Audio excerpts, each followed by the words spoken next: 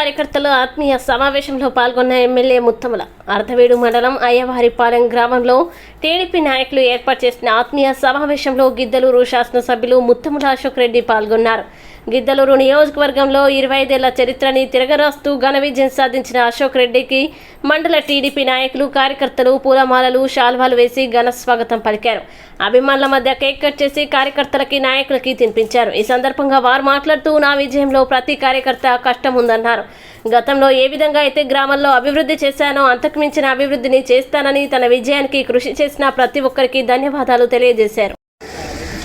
ఒక పట్టుదలతో మీరందరూ అర్ధవీడు మండలం అయ్యవారిపల్లె గ్రామం పంచాయతీయే కాదు, అర్ధవీడు మండలంలో ప్రతి గ్రామంలో కూడా నిన్న ఎన్నికలు ప్రత్యేకమైన ఎన్నికలు.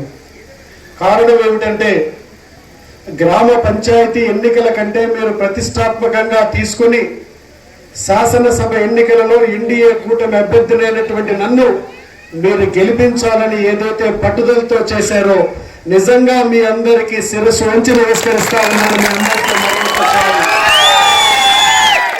కారణం ఏమిటంటే మీ ఆ పట్టుదలతోనే చేయకపోతే నేను శాసనసభ్యుని అయి ఉండిండేవాడిని కాదు.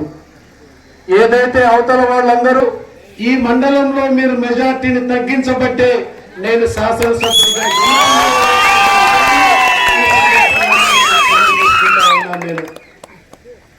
2010 మీరు నా పట్ల నమ్మకంతో మీరందరూ పట్టుదల తీసుకుని నన్ను గెలిపించారు.